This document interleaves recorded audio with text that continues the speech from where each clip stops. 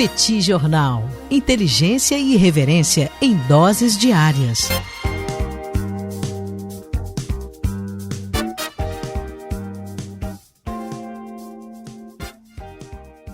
Olá, gente. Bem-vindos, bem-vindas ao Petit Jornal. Esse é o bate-papo número 1019. Estamos gravando numa live no YouTube do Petit Jornal. São exatamente 17 horas e 25 minutos da terça-feira, 10 de fevereiro de 2026. Cá está a dupla de costume, a dupla que você conhece de cor.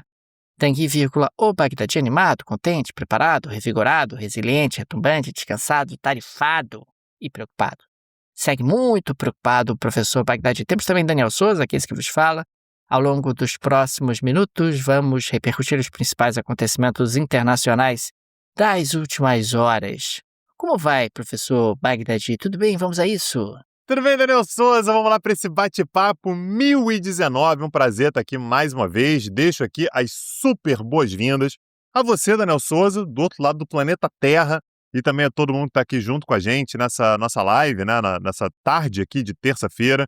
Um prazer ter vocês aqui. Que bom que vocês estão acompanhando o mundo junto com a gente, né? O momento aqui da gente poder também sentir que a gente não está sozinho acompanhando as maluquices que estão acontecendo por aí. Daniel, eu quero começar a nossa pauta de hoje falando sobre as negociações entre Estados Unidos e Irã sobre o programa nuclear, né, sobre a temática nuclear. Hoje, a gente teve a informação de que o chefe da Organização de Energia Atômica do Irã, o Mohammad Eslami, ele sugeriu que o país pode diluir o seu estoque de urânio enriquecido para fins civis, evitando o seu uso militar. A estimativa que a gente tem hoje, Daniel, é que o Irã ele possua cerca de 400 quilos de urânio enriquecido a 60%. Essa é uma estimativa da Agência Internacional de Energia Atômica, de que o Irã teria esses 400 quilos de urânio enriquecido a 60%. Só para a gente ter uma ideia, o que significa urânio enriquecido a 60%? Para você fazer uma bomba nuclear, você precisa de um enriquecimento a 90% para você conseguir fazer um explosivo. Até ali, a partir de 80, 70 e poucos, dá para você fazer um explosivo rudimentar, vamos colocar assim. Continua sendo um explosivo nuclear, mas ele tem um poder um pouco menor, ele é menos confiável e tal. O que o chefe da Organização de Energia Atômica do Irã está dizendo é que o Irã aceitaria pegar esse urânio enriquecido a 60% e diluí-lo. Dessa maneira, você mistura, como se fosse isso, você mistura esse urânio enriquecido a 60% com urânio menos enriquecido e, portanto, a taxa de enriquecimento ela reduziria e ela chegaria, portanto, a níveis um pouco mais seguros, a níveis que não permitiriam fazer bombas nucleares. Isso acontece no momento no qual Estados Unidos e Irã estão engajados em negociações. A gente já falou sobre negociações que aconteceram nos Emirados Árabes Unidos. Tivemos uma nova rodada de negociações acontecendo em Omã, né, também no Oriente Médio. Só que o Irã coloca uma condição. A condição é, Estados Unidos, eu aceito fazer essa diluição, eu aceito diminuir o nível de enriquecimento de urânio que eu tenho aqui, desde que os Estados Unidos retirem as sanções contra o Irã. Já sabemos com isso, Daniel, que não vai ser esse o caminho. Não é assim que vai acontecer. Os Estados Unidos não vão retirar sanções contra o Irã. Quero lembrar que havia um acordo nuclear assinado entre Estados Unidos e Irã, na verdade, não apenas Estados Unidos e Irã, né, alguns outros países participando também, assinado durante o governo do Obama, e que o Trump saiu lá no seu primeiro mandato, lá em 2018. Foi o próprio Donald Trump que saiu desse acordo, alegando que o Irã estava enganando a comunidade internacional, dizendo que não enriquecia urânio, mas que continuou fazendo enriquecimento para chegar na sua possibilidade de fazer bombas nucleares. Então, Daniel, se a condição do Irã for essa, me parece que a gente está aí num beco sem saída. Não vai ser esse o caminho. Mas o fato, Daniel, é que não é muito comum a gente ouvir o Irã fazendo uma proposta na qual ele admite que poderia, eventualmente, diminuir o enriquecimento de urânio, recuar no enriquecimento de urânio, e principalmente no momento no qual existe uma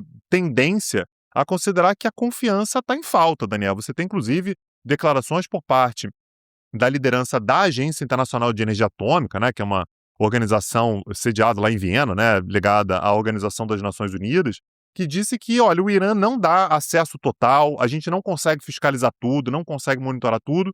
O Irã colocar isso na mesa, parece que o Irã está querendo encontrar ou uma solução, ou pelo menos está querendo ganhar tempo. De novo, sou cético, acho que a gente não vai conseguir avançar muito nessa proposta especificamente, mas o fato é que as negociações, pelo menos, estão acontecendo.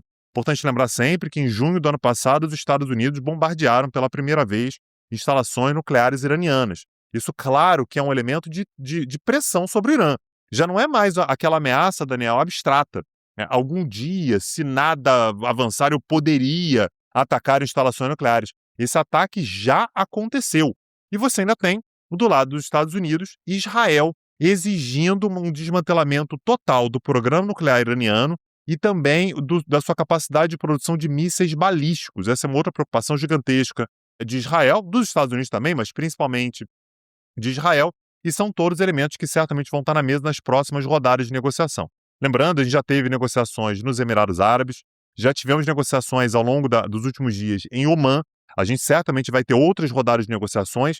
Falta muito, mas muito mesmo até se encontrar uma solução, mas um passo minimamente foi dado, com o Irã acenando para a possibilidade de eventualmente diluir o seu urânio enriquecido, desde que os Estados Unidos retirem as sanções, o que, repito, muito provavelmente não vai acontecer. Tanguy, dando continuidade a uma pauta que a gente tem acompanhado aqui no Petit Jornal, o Brasil iniciou análise do acordo comercial entre Estados Unidos e Argentina. A preocupação central é avaliar se o pacto dos dois países excede os limites permitidos pelo Mercosul para acordos bilaterais com países terceiros. A informação acabou sendo revelada pela Reuters, que trouxe realmente a conhecimento público essa informação. O Mercosul, ele restringe acordos comerciais individuais, obviamente, para preservar o poder de barganha do bloco, do esforço coletivo do bloco. Argentina e Brasil obtiveram aí algo em torno de 150 exceções tarifárias cada. Uruguai e Paraguai receberam cotas maiores do que Brasil e Argentina.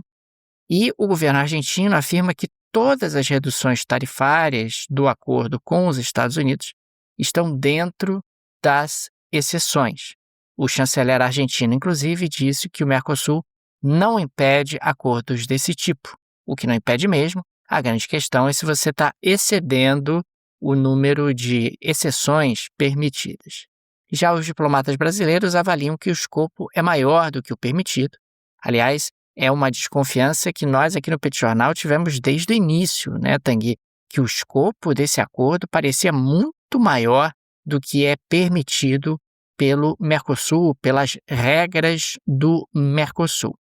E o que acaba acontecendo é que o Brasil pode convocar o Conselho do Mercosul, se considerar que houve excessos aí no estabelecimento dessas reduções tarifárias no acordo entre Argentina e Estados Unidos. A próxima reunião de cúpula do Mercosul acontece no final de junho em Assunção, quando o Paraguai, inclusive, vai passar a presidência rotativa para o Uruguai. De qualquer maneira, Tanguy, a gente tem um Javier Milei que dá inequívocos sinais de que considera o seu alinhamento com os Estados Unidos uma prioridade e que não está disposto a enfrentar qualquer tipo de constrangimento em relação ao Mercosul. Ao mesmo tempo, o governo argentino, pelo menos até o presente momento, dá sinais de que quer manter pelo menos a ideia de que não, veja bem, o Mercosul está de pé e tal. Até porque o Mercosul recentemente conseguiu uma vitória super importante, uma vitória maiúscula, com a celebração do acordo entre União Europeia e Mercosul, que ainda depende de uma série de trâmites, mas de qualquer maneira já foi muito adiante no que diz respeito à celebração desse acordo.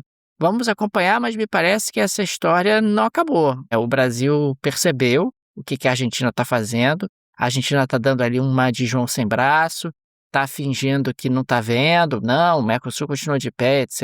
E deixa eu celebrar aqui um acordo com os Estados Unidos que ultrapassa os limites do Mercosul, tendo a achar, até o presente momento, que as suspeitas brasileiras são verdadeiras e de que a Argentina realmente ultrapassou os limites, algo que a gente já desconfiava aqui no Petit Jornal desde o início do anúncio desse acordo. Pois é, Daniel, porque assim, a Argentina ela pode assinar um acordo com os Estados Unidos, não tem problema. Desde que seja, por exemplo, um acordo de promoção comercial, por exemplo. Então vai ter um acordo aqui e produtos americanos vão passar a ter um acesso maior a determinados mercados e tal. Agora, mexeu com tarifa, você está mexendo com uma tarifa que é comum, é a tarifa do Mercosul como um todo. Então, se a Argentina começa a aplicar para determinados produtos oriundos dos Estados Unidos tarifa zero, teoricamente, isso mexe com os outros países do bloco também, porque são países que, eventualmente, vou chutar aqui, tá? O Brasil, Argentina, Paraguai e Bolívia aplicam tarifa de 12%, aí a Argentina vai lá e aplica zero. Você tem uma entrada de produtos americanos aqui no espaço regional que vão entrar pelos Estados Unidos com custo muito mais baixo e, eventualmente, podem ser reexportados para os demais países do Mercosul, também sem pagar tarifa, porque a circulação dentro do bloco ela é livre. Então, realmente é estranho e tem que ver os detalhes. Apenas o anúncio que a gente viu, Daniel, que saiu pela imprensa, ele é insuficiente, mas ele acende, de fato, uma luz amarela, né? Assim, será estranho, né? Assim, o anúncio desse acordo aí é realmente bastante esquisito. Agora, Daniel, você está falando sobre acordos aí, Mercosul, União Europeia, Argentina, Estados Unidos. Quem vai se dar bem, Daniel Souza, vão ser os europeus que, com esse acordo aí entre Mercosul e União Europeia, vão passar a ter acesso a produtos brasileiros. Entre eles, quem sabe, Daniel Souza, Insider Store, produzida no Brasil, produto de altíssima tecnologia, Brazuca. E você não perde por esperar. Aliás, o link está na descrição desse episódio. Você dá uma olhada lá. Que maravilha que a Insider está fazendo, diversificando cada vez mais a sua linha de produtos, né? Então tem produto para tudo que você precisa trabalhar, para ir para academia, para final de semana, para algo mais casual, para ir no cinema, para ir jantar, tudo a Insider Store apresenta lá, produtos de altíssima qualidade, produtos tecnológicos com altíssima durabilidade. Eu e Daniel, a gente usa o tempo todo, aliás, o que a gente percebe é essa versatilidade, né, das roupas da Insider. E para você que ouve o Petit Jornal, 10% de desconto utilizando o link que está na descrição desse episódio. Se você nunca comprou na Insider, 20% de desconto, né? O cupom ele é dinâmico, né? Então, você utilizando o cupom do Petit Jornal, só clicar no link lá, você já vai direto para a página da Insider para dar uma olhada no que a Insider Store tem para oferecer para você. Fica aqui a nossa recomendação aos amigos e amigas do Petit Jornal, a Insider Store. Conheça a Insider Store, que tem produtos de alta qualidade, produtos que realmente oferecem roupas para você utilizar nas mais diferentes situações do seu dia a dia. Condições especialíssimas para os amigos e amigas do Petit Jornal. Link no descritivo desse episódio. Daniel, a próxima pauta que eu quero trazer não é exatamente uma novidade, mas ela evidencia um movimento que vem acontecendo na Europa. Hoje, o Parlamento Europeu aprovou um texto que endurece a política migratória da União Europeia. Então, isso passou no Parlamento Europeu por grupos, né? E aí o Parlamento Europeu é dividido ali por partidos europeus, né? Enfim, que os partidos nacionais se filiam a partidos europeus e mandam, portanto, seus parlamentares para lá. Então, essas propostas passaram com o apoio de partidos de direita e da extrema-direita e consolida, de fato, uma mudança de rumos da União Europeia com relação à questão da migração. Uma das medidas que foi aprovada hoje, Daniel, autoriza o envio de solicitantes de asilo para terceiros países, desde que eles sejam considerados seguros, né? Então, basicamente, seria a União Europeia, ela vai fazer acordos com países que ela considere que oferecem uma segurança para os solicitantes de asilo. Essas pessoas que entrem na União Europeia para demandar asilo, essa possibilidade, não vão mais esperar na União Europeia. Elas vão ser mandadas para outro lugar e o processo vai acontecer em outro lugar, em outro país. Alguns países já foram levantados como possibilidades, Kosovo, até para a Índia, né? Você tem a possibilidade de mandar pessoas, Bangladesh, Colômbia, Egito, Tunísia, são todos países que eventualmente podem receber essas pessoas, o que não é uma novidade, tá? Giorgia Meloni, por exemplo, já assinou um acordo há algum tempo atrás, a gente falou sobre isso aqui no Petit Jornal, para mandar, por exemplo, pessoas para a Albânia, né? Então você chega lá na Itália, eu sou solicitante de asilo, a Itália te pega, manda para a Albânia, enquanto o processo rola. Então, de início, o que seria razoável seria essa pessoa, ao ser pega, né, assim, indocumentada, ser mandada de volta para o seu país de origem. Agora, essa pessoa ela vai para um centro de detenção num outro país para esperar o processo ser finalizado, para eventualmente ser liberada a sua entrada nos países da União Europeia. Ao mesmo tempo, Daniel, é importante a gente notar que essa medida é aprovada no momento no qual, quando a gente pega no ano passado, por exemplo, 2025, a gente teve uma queda de cerca de 25% das entradas irregulares na União Europeia. Então não é que Isso está sendo aprovado porque houve um aumento muito grande, está aumentando dramaticamente a entrada de pessoas na União Europeia sem documentos, sem autorização. É o contrário, né? Você está tendo, na verdade, uma queda.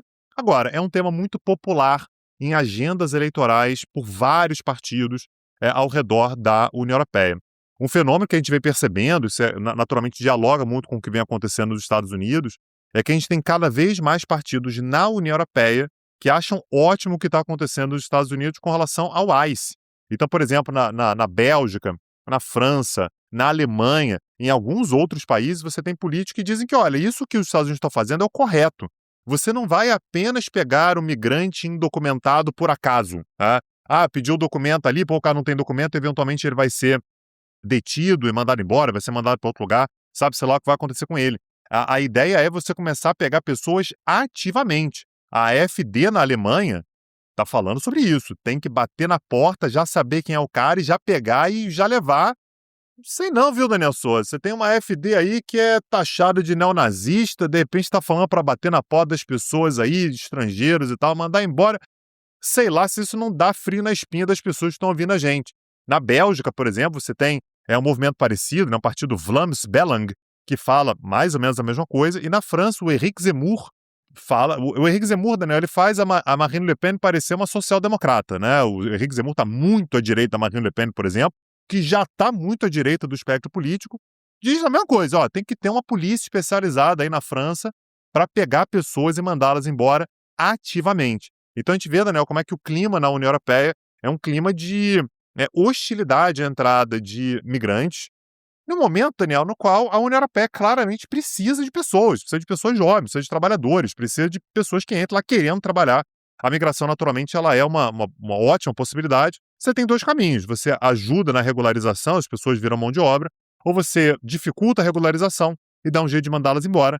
É mais ou menos isso que a União Europeia vem considerando como uma prioridade sua ao longo dos últimos tempos, Daniel. Aliás, ainda falando sobre a União Europeia, Tanguy, mais especificamente sobre a França, como é chato o Emmanuel Macron, hein? Meu Deus do céu, mas como é chato, Tanguy. Aceita que você foi derrotado, Emmanuel Macron. Emmanuel Macron, o Tanguy, ele deu uma entrevista conjunta a alguns veículos de imprensa europeus e voltou a classificar o acordo entre União Europeia e Mercosul como, abre aspas, um mau negócio, fecha aspas, e, abre aspas, desatualizado, fecha aspas. Aí ele foi questionado pelo óbvio, né? O Macron, mas ampliar parceiros comerciais da União Europeia e defender a ampliação de parceiros da União Europeia e rejeitar o acordo com o Mercosul, me parece meio contraditório da sua pessoa, né? Da sua biografia. E aí ele veio de forma muito somebody love. Não, o sinal geopolítico é correto. A estratégia geral é boa. O problema está no mandato do acordo, que seria antigo e inadequado às exigências atuais da União Europeia. Ele insiste, Tanguy, nas chamadas cláusulas espelho, onde produtores do Mercosul deveriam cumprir exatamente as mesmas normas ambientais, sanitárias e de produção impostas aos europeus. E dessa forma, na prática, inviabilizar, né, a entrada de produtos do Mercosul no continente europeu. Aliás, dentro desse contexto, nós tivemos a aprovação, na data de hoje, das salvaguardas agrícolas do acordo. Quer dizer, a União Europeia aprovou no Parlamento Europeu salvaguardas agrícolas. Na prática, o que acaba acontecendo é que, se o acordo entrar em vigor, e somente se o acordo entrar em vigor, a Comissão Europeia pode abrir investigações se duas condições ocorrerem simultaneamente.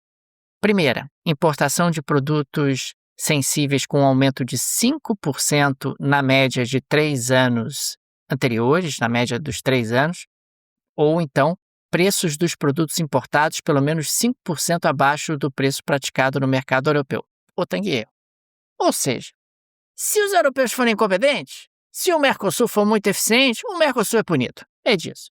Né? Produtos considerados sensíveis, carne bovina, carne de frango, ovos, frutas cítricas e açúcar. Ou seja, tudo aquilo que a gente é bom pra caramba, que a gente consegue vender barato. Então se as importações da Europa aumentarem muito, vamos abrir uma investigação contra o Mercosul. Se o preço for muito mais baixo do que o produto europeu, vamos abrir uma investigação contra o Mercosul. Isso é insegurança jurídica. Isso é falta de seriedade desses europeus que não sabem cumprir um acordo. Assinou o acordo? Siga o acordo. Porque o produto do Mercosul é muito bom. Paciência, trabalhe mais, acorde mais cedo. Tenha ali condições de competir conosco, porque o que acaba acontecendo numa situação como essa é a seguinte: o Mercosul vai lá, abre o seu mercado, aí de um dia para o outro, veja bem, salvaguardas, porque os produtos do Mercosul estão entrando em quantidade superior ao que eu imaginava, porque vocês são ainda melhores do que eu imaginava. Um país como o Brasil, que ao longo das últimas 4 décadas teve no agronegócio um crescimento da produtividade em média de 3% ao ano, vai engolir os europeus. E é da vida. É o mercado funcionando. Assim como os europeus vão ter acesso ao mercado no Mercosul, uma série de áreas nas quais o Mercosul não vai ter condições de competir, e tudo bem. Então, esse é um processo que acaba sendo natural quando você celebra um acordo de livre comércio. Mas os europeus estão incomodados. Perdão, Daniel, isso ele falou durante uma entrevista longuíssima que ele deu, reclamando dos Estados Unidos, né? Então, segundo ele, os Estados Unidos estão pressionando a Europa, que o momento geopolítico é complicado e temos que encontrar outros parceiros.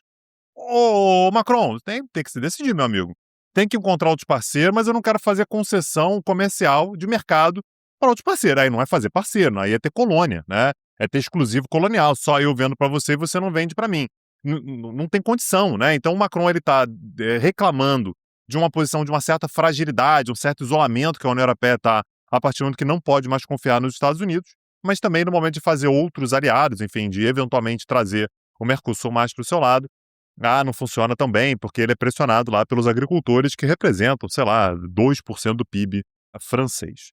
Daniel, a gente teve uma nota triste, né, e preocupante da morte de mais um brasileiro que estava integrado às forças ucranianas, né? Morreu lá na guerra na Ucrânia. Adriano Silva, ele era paraense, e morreu na cidade de Kupiansk, né? Atingido por fogo indireto de artilharia. Então, não morreu a partir de um combate corpo a corpo, né? Foi um combate de artilharia, mas Adriano Silva veio a óbito. A gente teve recentemente, Daniel, uma nota do Itamaraty dizendo que há o registro de 22 brasileiros mortos e 44 brasileiros desaparecidos só no conflito na Ucrânia. Esse dado, né, de 22 brasileiros mortos e 44 desaparecidos não inclui o Adriano Silva, né, porque é mais recente, essa nota já tem alguns dias e, portanto, o Itamaraty está meio assim, falando mais uma vez que desaconselha fortemente a ida de brasileiros às zonas de guerra, alerta que não é uma aventura, não é uma brincadeira, vou lá brincar de dar tiro em russo e tal, porque há uma dificuldade muito grande de romper contratos com força estrangeira depois do alistamento. Meu amigo, você está se alistando numa guerra, não é paintball, não. É coisa séria. Então tem gente que vai e aí descobre lá que, poxa, se eu quiser ir embora eu não consigo, não posso, retém meu passaporte, eu não tenho como ir embora. Existe uma assistência consular limitada, essa ideia de que também, se der problema eu ligo para o consulado brasileiro, alguém vai me resgatar. Não tem nenhuma obrigação do Estado brasileiro de custear resgate, retorno ou qualquer coisa assim, e que esses brasileiros alistados em forças armadas estrangeiras podem responder criminalmente no exterior e, em determinados casos, podem responder também no Brasil, né, de acordo com o artigo 7º do Código Penal, que permite a aplicação extraterritorial de leis brasileiras em determinados casos. Ou seja, não é apenas um risco físico, mas você também tem um risco legal e, eventualmente, até patrimonial. Não dá para saber exatamente quantos brasileiros estão na Ucrânia na condição de combatentes, mas o fato, Daniel, é que a gente está falando aí, de novo, de 22 brasileiros que já se sabe que estão mortos, mais os casos que eventualmente não estão contabilizados, então Adriano Silva, por exemplo, não está contabilizado nesses 22, e mais 44 desaparecidos, que sabe-se lá o que aconteceu com eles, onde é que eles estão, o que é bastante preocupante. Eu sei que na época que a Rússia invadiu a Ucrânia, houve uma onda internacional de solidariedade à Ucrânia e tudo, e houve realmente muita gente que foi para lá para se alistar, para fazer a diferença e tudo, mas o risco é muito grande, isso é algo que o Itamaraty vem ressaltando constantemente, Daniel. Tem que registrar aqui rapidamente que a presidente do México, ela acabou recuando em relação ao que ela havia dito há alguns dias, a Cláudia Sheinbaum, e ela destacou que Cuba não receberá mais embarques de petróleo provenientes do México.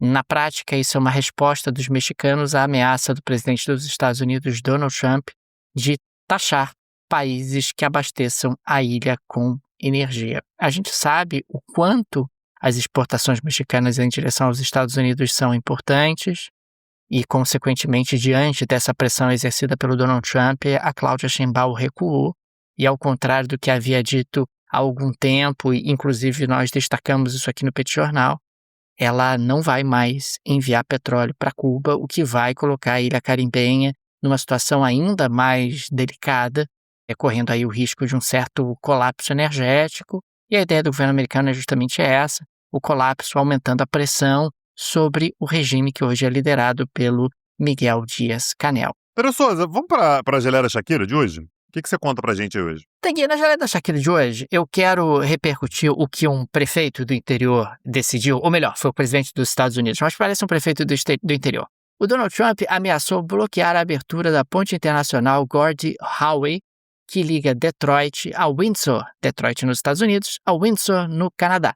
Ela tem uma extensão de pouco mais de 2,4 quilômetros e ela custou mais de 4 bilhões de dólares. A abertura está prevista para 2026, após testes operacionais. O Trump afirmou que não permitirá a abertura da ponte até que os Estados Unidos sejam totalmente compensados, porque o Canadá trata os Estados Unidos com injustiça e com desrespeito e que os canadenses precisam mudar, e isso é absolutamente inadmissível. Eu fiquei pensando, mas tem outras pontes, tem outras formas de acessar os Estados Unidos e o Canadá e vice-versa. Achei um pouco estranho, mas de qualquer maneira o Donald Trump está com o hiperfoco dele em pontes. A ponte agora é a ponte que liga ali os Estados Unidos ao Canadá, que ele não permitirá que seja aberta enquanto os Estados Unidos continuarem sendo desrespeitados e maltratados pelos canadenses, esses inimigos mortais dos Estados Unidos, essas pessoas ruins, essas pessoas que impedem que os Estados Unidos possam se tornar great again, né? Que a América possa se tornar great again. Achei um pouco ridículo, para dizer o mínimo, mas o Donald Trump agora está com esse hiperfoco para pressionar o Canadá. Isso mostra um pouco até que estão reduzidas as alternativas do Donald Trump de pressão sobre os vizinhos do norte. Eu fiquei com a impressão de que ele estava falando sobre uma ponte de Lego, né, Daniel? Um negócio meio assim, não, essa ponte aqui eu vou tirar, não vai abrir, essa ponte não vai abrir. É um negócio meio infantil, né, Daniel? Bem infantil. E eu tenho a impressão que o Donald Trump, o maior risco que o Donald Trump nos traz é no momento que ele está entediado. Se ele estiver entediado, meu amigo, com o celular na mão, ele vai ver alguma notícia qualquer e vai querer mostrar que é poderoso. Essa ponte aqui, ponte? Não vai ter ponte. Não vai ter ponte. Essa ponte não vai abrir. Isso é a cara de Donald Trump, Daniel Souza. Dessa maneira, Daniel Souza, a gente termina o nosso episódio de hoje e queria agradecer a todo mundo que acompanha a gente, todo mundo que está aqui junto com a gente ao longo da semana, né? Hoje é terça-feira, já tivemos 2 episódios hoje, mais um episódio, 2 episódios ontem, né? Mais um episódio hoje, temos episódio até sexta-feira.